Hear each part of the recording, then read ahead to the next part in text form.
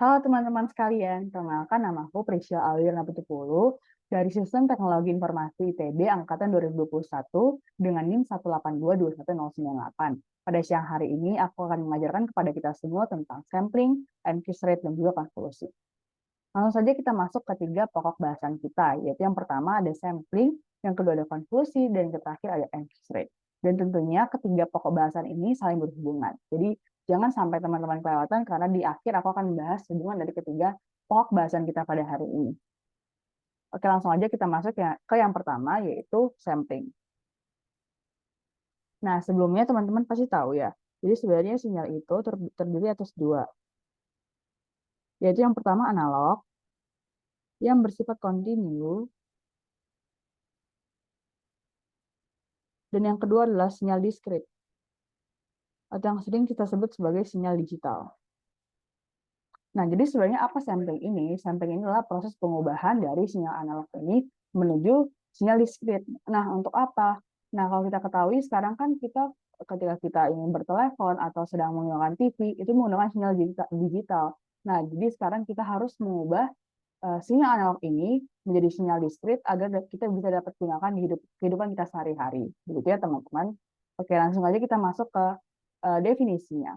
Nah, jadi sampling ini tuh proses mengambil contoh atau potongan data dari sinyal kontinu atau data analog. Jadi yang di-highlight di sini adalah mengambil contoh atau potongan data dari sinyal kontinu pada titik-titik tertentu dalam interval waktu atau ruang tertentu. Nah, tadi kan proses pengubahan dari sinyal kontinu menjadi sinyal digital. Nah, sinyal kontinu itu seperti apa? Sinyal kontinu itu sering digambarkan sebagai fungsi sinusoidal. Nah, kalau kita bisa lihat gambar yang di sini, ini itu merupakan sinyal kontinu. Nah, jadi dari sinyal kontinu ini akan disampling untuk menjadi sinyal digital. Nah, jadi bentuk sinyal digital itu seperti ini ya, teman-teman. Oke. Nah, kita udah tahu bentuk dari sinyal digital dan juga sinyal analog. Nah, bagaimana proses matematisnya dari sampling ini sendiri gitu. Nah, secara matematis, si sampling ini dapat dituliskan sebagai ini. Yang aku kotakin yaitu XXN sama dengan XNT, di mana XSN ini merupakan sampel PN dari sinyal XT. Jadi bayangkan kita punya sinyal XT ini sebagai sinyal kontinu kita, sinyal analog kita, yang itu akan menjadi inputan dari proses sampling ini.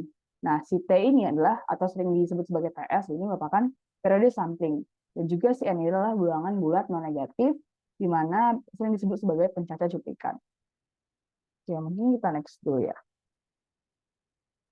Untuk melihat bagaimana proses matematis atau gimana sih proses bisa dapat rumus tersebut gitu, atau proses terjadinya sampling. Ini akan aku hapus terlebih dahulu. Oke, kita next ke slide berikutnya. Nah, di sini ada proses dari impuls sampling ini sendiri. Nah, pertama, pengambilan sampel sinyal masukan XT yang kayak tadi aku bilang, kita punya di sini sinyal XT dapat diperoleh dengan mengalihkan XT ini dengan rangkaian impuls tau T periode TS. Nah, misalkan kita punya suatu sinyal waktu kontinu XT. Nah, di mana spektrum XT ini merupakan fitur terbatas atau band limited pada FM dengan satuan Hz karena itu merupakan satuan frekuensi ya teman-teman. Adalah yaitu spektrum XT adalah 0 untuk omega mutlak lebih besar daripada omega M, di mana omega sama dengan 2 kali V kali F seperti yang sudah sering kita dengar ya. Nah, output pengali adalah sinyal diskrit yang disebut sebagai sinyal sampel yang direpresentasikan dengan YT pada diagram berikut. Nah, kalau teman-teman lihat, ini merupakan cuplikan dari sekilas bagaimana proses sampling itu terjadi. Di mana yang diagram ini merupakan the time domain of band limited signal. Nah, jadi emang proses impuls ini hanya terjadi pada band limited signal. Jadi signal yang ada batasannya gitu. Terus yang kedua ini ada multiplier diagram. Terus yang ketiga ada time domain signal of sample function. Yang keempat ada the obtained time domain signal from multiplier. Dan yang kelima ada frekuensi spectrum of XT dengan bandwidth-nya yang omega 0. Dan yang terakhir ada the frequency spectrum of the obtained signal repetition of omega S or Fs di situ. Nanti akan aku bahas lagi lebih lanjut di bawahnya. Nah, dari sana kita bisa mengamati bahwa sinyal sampel memerlukan periode impuls, kayak yang tadi udah aku sebutkan. Jadi, si sinyal sampel ini yang ingin kita sampaikan ini pasti ada memerlukan TS. Nah, proses sampling itu bisa dijelaskan dengan ekspresi matematika seperti berikut. Jadi, YT ini merupakan fungsinya, yaitu sama dengan XT, inputan tadi. Jadi, kayak YT ini fungsi hasil sampling. Sampling, di mana XT ini merupakan inputan, dan tau T ini merupakan rangkaian impuls yang akan kita kalikan dengan inputannya. Gitu. Nah, selanjutnya, ini aku hapus dulu. Yang kedua, setelah itu, kita akan ada hubungannya dengan representasi deret Fourier trigonometri dari tau T. Ini kayak sekilas balik aja ya guys, tentang deret Fourier trigonometri. Di mana persamaannya bisa kita lihat seperti di layar di persamaan kedua. Nah, di sini si tau T ini merupakan distribusi delta Dirac periodik, di mana seperti bisa kita lihat, A0 sama dengan 1/TS. Nah, integralnya bisa kita lihat di layar. Nah, selanjutnya AN sama dengan 2/TS integral bla bla bla, dan BN sama dengan 2/TS integral bla bla bla. Nah, ini sebenarnya merupakan persamaan deret Fourier yang sudah ditemukan oleh para peneliti. Jadi, mungkin aku nggak akan jelaskan lebih detail, tapi ini merupakan persamaan dari si deret Fourier ini. Okay, next. Nah, kemudian tadi kan kita udah mendapatkan sisi deret Fourier ini, dan juga tadi ada persamaan yang kedua ya. Kalau kita lihat di sini tuh persamaan kedua, kita substitusi nih dengan persamaan yang ada di deret Fourier tadi. Nah, setelah disubstitusikan, nah akan kita dapat persamaan seperti ini. Jadi nanti kita substitusikan batasnya dan juga persamaannya, dan dari fungsi deret Fourier ini akan didapatkan hasil seperti ini, di mana tau T merupakan 1/TS tambah batasan dari N sama dengan 1 sampai hingga dari 2/TS cos N omega WS T tambah 0. Nah, mungkin untuk setelah tadi kita dapatkan persamaan dari taunya, kita substitusikan dengan deret Fouriernya tadi agar dapat menjadi persamaan seperti berikut. Oke. Selanjutnya, dari persamaan tau T ini, tadi kan kita sudah dapatkan persamaan ini. Nah, dari persamaan itu kita substitusikan lagi nih dengan persamaan yang pertama, yang tadi ada di sini. Nah, jadi kita substitusikan lagi dengan si fungsi hasil sampling ini, si YT sama dengan XT kali tau T. Nah, setelah itu akan kita dapatkan seperti ini. Ini kan persamaan satu tadi ya, persamaan satu, dan juga yang ini tuh dari XT kali tau T. Tau T ini kita dapat dari hasil substitusi ya. Hasil substitusi deret Fourier dan persamaan 2. Nah, setelah kita substitusi akan dapat hasilnya seperti yang tertulis di sini ya. Mungkin aku nggak akan bacakan secara detail, tapi kurang lebih seperti itu hasil persamaannya. Nah, setelah itu, ini aku hapus dulu. Nah, kita ambil transformasi Fourier di kedua sisi. Nah, berarti Y omega sama dengan seperti kita kayak substitusikan si T ini ke W gitu. Tadi kan ini persamaannya T ya. Nah, ini kita substitusikan ke si W untuk kedua sisinya. Nah, jadi akan didapatkan persamaan seperti berikut. Y omega sama dengan seperti dari N minus T hingga tak hingga. Untuk merekonstruksi si XT ini, merekonstruksi XT ini, kita harus memulihkan spektrum sinyal, masukkan XW dari spektrum sinyal sampel YW yang mungkin terjadi. Karena mungkin aja terjadi timpang tindih antara siklus YW ini. Jadi kita harus pulihkan lagi spektrum sinyalnya dengan cara selanjutnya. Oke. Nah, tadi kan akan ada beberapa kemungkinan spektrum frekuensi sampel dengan kondisi berbeda, seperti diagram berikut kalau kita lihat. Nah, jadi di sini ada yang pertama, ketika Fs lebih besar dari 2 FM, itu maka akan terjadi oversampling. Dan yang kedua, ketika kita substitusikan ke rumus sebelumnya, yaitu Fs sama 2Fm, inilah merupakan sampling yang tepat. Karena bisa kita lihat di sini eh, tidak ada jarak ya dari satu grafik dengan grafik yang lain, sedangkan di sini ada jaraknya gitu. Nah, ini disebut dengan oversampling. Yang ini perfect sampling. Nah, yang di bawahnya itu kita bisa lihat kan adanya tumpang tindih. Ini dinamakan undersampling. Ini disebabkan karena Fs-nya lebih kecil dari 2Fm. Nah, hal inilah yang menyebabkan adanya teori Nyquist-Shannon atau Nyquist rate dari kemungkinan-kemungkinan spektrum frekuensi yang dapat terjadi ini. Nah, teori sampling Nyquist-Shannon yang tadi kita udah lihat kemungkinan yang akan terjadi. Nah, jadi apa sebenarnya teori sampling Nyquist-Shannon ini? Apa yang mereka bahas? Jadi, aturannya adalah untuk merekonstruksi sinyal dengan benar, frekuensi sampling harus setidaknya 2 kali lipat dari frekuensi tertinggi dalam sinyal tersebut. Nah, tadi kita udah lihat ya gambarnya di slide sebelumnya. Nah, mungkin aku akan jelaskan lebih detail lagi di slide selanjutnya.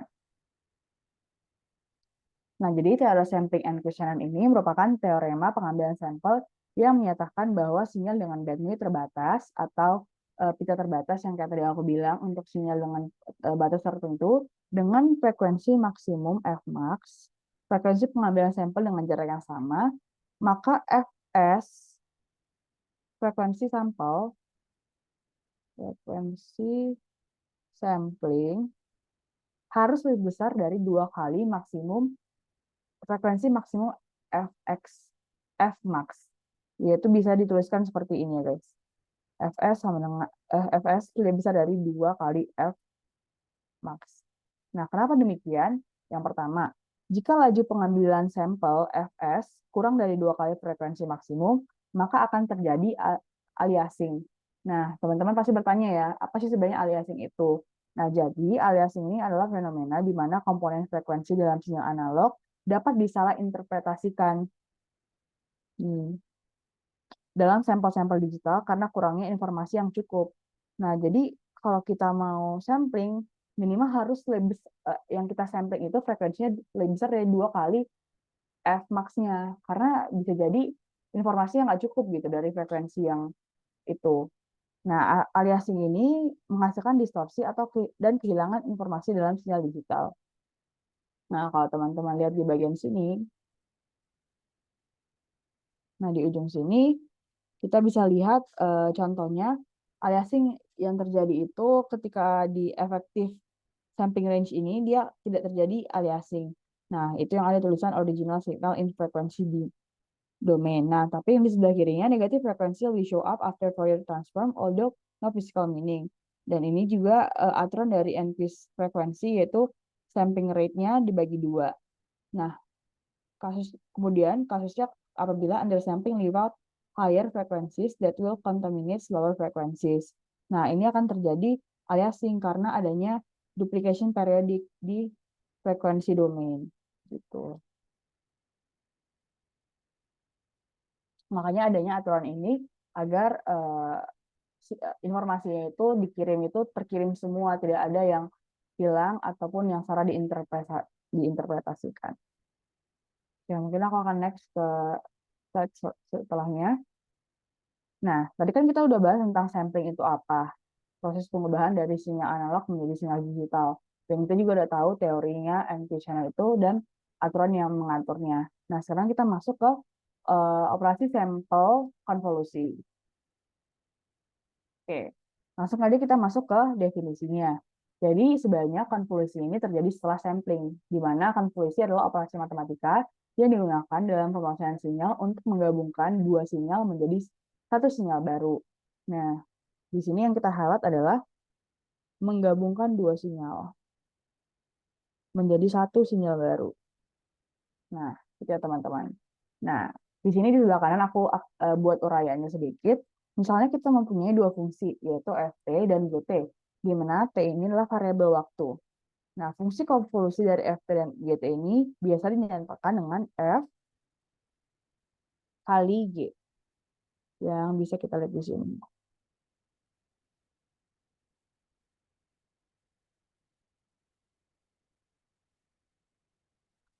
Nah, selanjutnya Si fungsi konvolusi dari FT ini biasanya dinyatakan dengan F kali G dan didefinisikan sebagai berikut. Nah, kalau teman-teman lihat itu ada di sini. Ini F kali G, dan juga fungsinya ada di sini. Di mana F kali GT yaitu integral dari minus tak hingga tak hingga dari F tau dikali dengan G tau, GT kurang tau, D tau. Ya, mungkin untuk proses konvolusi yang lebih lengkap akan aku bahas di slide setelahnya.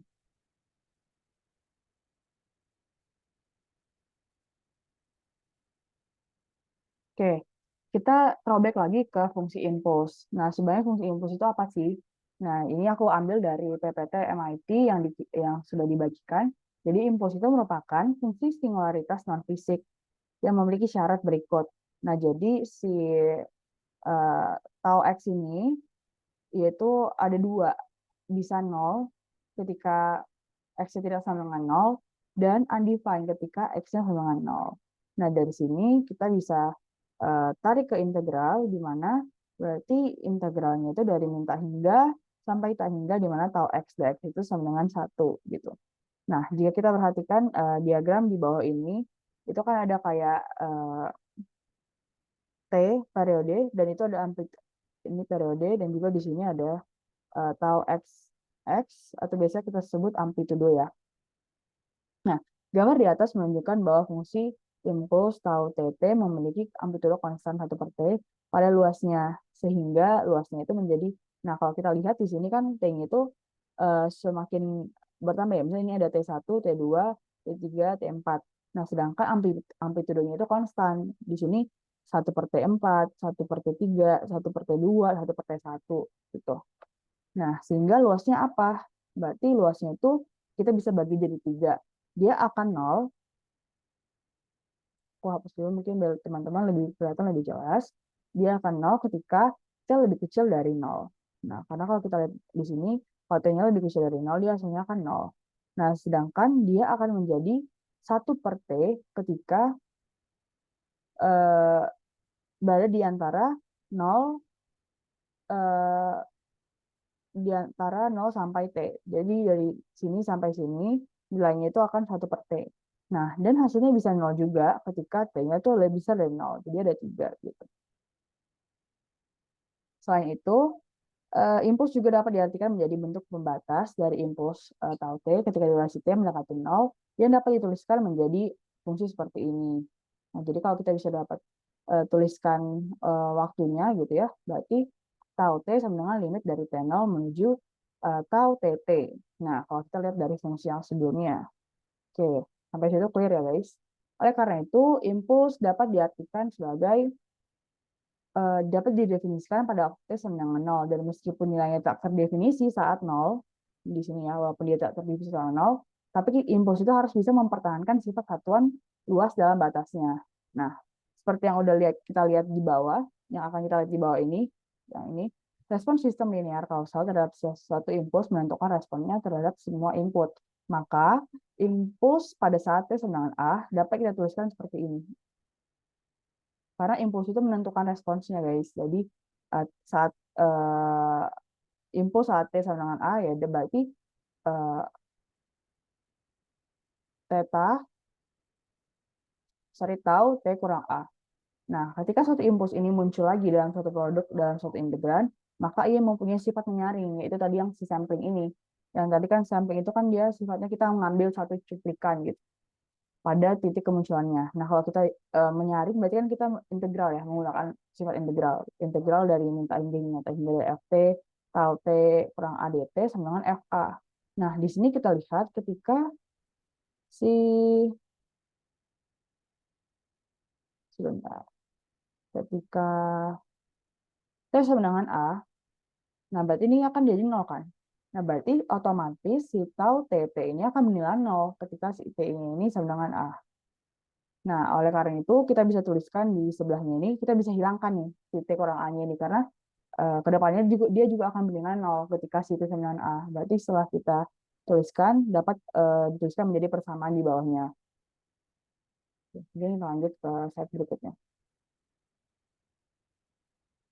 Nah, perhatikan suatu sistem waktu kontinu linear dengan masukan YT dan respon YT seperti ditunjukkan pada gambar di bawah ini. Nah, jadi kita asumsikan sistem ini mulai diam ya guys. Jadi semuanya dari keadaan 0 pada waktu T sama dengan 0. Nah, jadi kita bisa lihat ini sistemnya dari masukannya itu UT, lalu di korannya itu adalah sinyal YT. Selanjutnya, fungsi input continuous sembarang UT telah didekati dengan fungsi tangga. Nah, atau sering dibilang staircase approximation. Kayak pendekatan tangga yang terdiri dari serangkaian bagian konstelasi sepotong-sepotong yang masing-masing berdurasi tetap sembarang T, di mana UTT sama dengan UMT. Ini tadi yang untuk sampling, matematis untuk sampling, untuk ada batasnya untuk MT lebih kecil dari T, lebih kecil dari N tambah 1 dari T.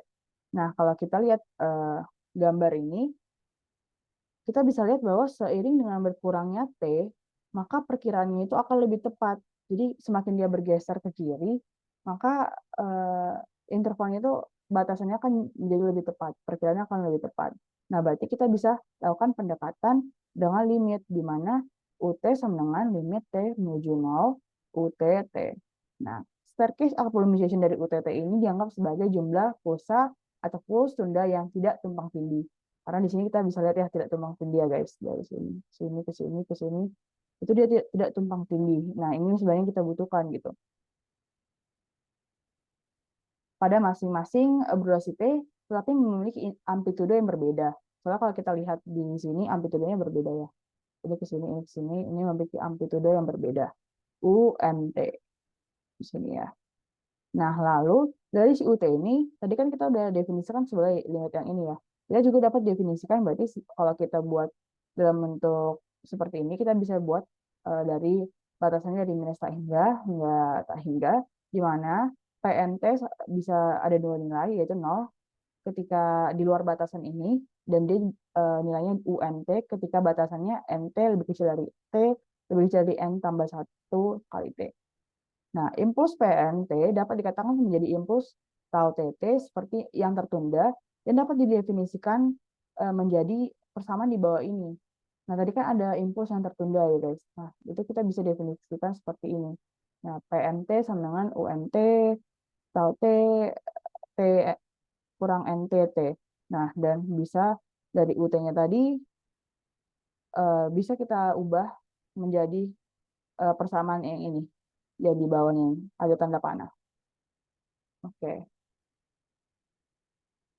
Selanjutnya, berarti kita sekarang berasumsi bahwa si respon sistem terhadap tau T ini adalah fungsi yang diketahui dan diberi nama HT. Jadi HT ini fungsi yang di bawah ya.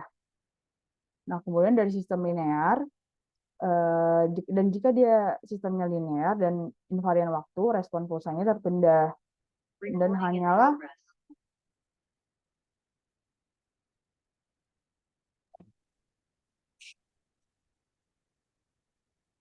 kemudian jika sistem itu linear dan invarian waktu, respon terhadap pulsa sistem tertunda terjadi pada waktu NT, hanyalah versi tertunda dari respon pulsa tersebut.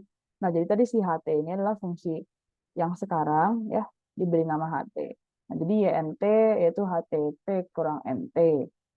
Nah, kita bisa lihat bentuknya seperti gambar di bawah ini ya.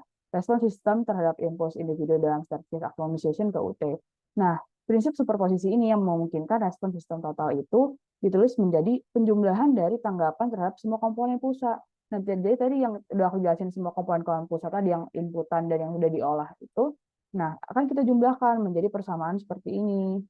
Nah, namun jika kita lihat lagi gambar kembali yang ini, sistem fisik respon pulsa HT itu adalah 0 ketika waktunya T lebih kecil dari 0, yang sama yang kayak tadi, dan komponen masukan tidak berkontribusi pada penjumlahan. Jadi sebenarnya kita bisa hapus aja tuh si HTT-nya itu, karena pas dia 0 juga nggak akan ada hasilnya gitu ya guys. Nah, persamaan di atas merupakan respon sistem terhadap staircase optimization dalam bentuk, karena dia tadi limit ya, jadi dia menuju 0. Jadi sekarang kita bisa membiarkan lebar pulsa T menjadi sangat kecil dengan menulis NT sama dengan tau dan T sama dengan D tau. Nah, penjumlahannya menjadi ini, integralnya itu adalah YT sama dengan limit yang menuju 0 dari batasan M hingga N, U, NT, HT, T kurang NTT. Nah, dan hasil akhirnya adalah ketika kita buat menjadi sifat integral dari min hingga menuju T, U tau H, T kurang tau DT, di mana HT ini merupakan fungsi respon sistem, di mana HT yang sebelumnya tadi sudah dijelaskan juga, HT adalah limit dari T menjadi 0, H, T, T. Nah, fungsi inilah, fungsi yang udah aku kotakin ini, yang inilah yang disebut sebagai konvolusi atau integral superposisi. Tadi hasil dari inputan, dan juga kita ada hasil dari prinsip superposisi, kita jumlahin sinyalnya.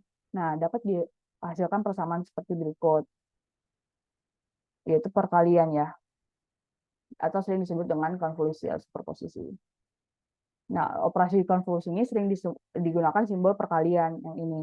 Jadi sifatnya itu biasanya perkalian kayak gini. Jadi dapat dituliskan fungsinya seperti ini. Nah, tadi persamaan dari situ berbentuk operator linear yang mengubah atau memetakan fungsi masukan atau keluar melalui operasi linear. Dan juga berikut merupakan bentuk komputasi langsung operator sistem ini. Dan dia itu memiliki batasan, guys. Jadi kalau kita lihat di sini tuh ada dua batasan. Ketika T lebih kecil dari 0 dan T lebih besar dari T2. Nah, selanjutnya kita bisa lihat dari sini ya. Kita dapat simpulkan berarti proses si konvolusi ini dari time reversal, terus ke time shifting, terus nanti jadi multiplication, dan akhirnya diintegrasi dengan cara penjumlahan, dan akhirnya akan menghasilkan sistem respon, seperti yang digambar.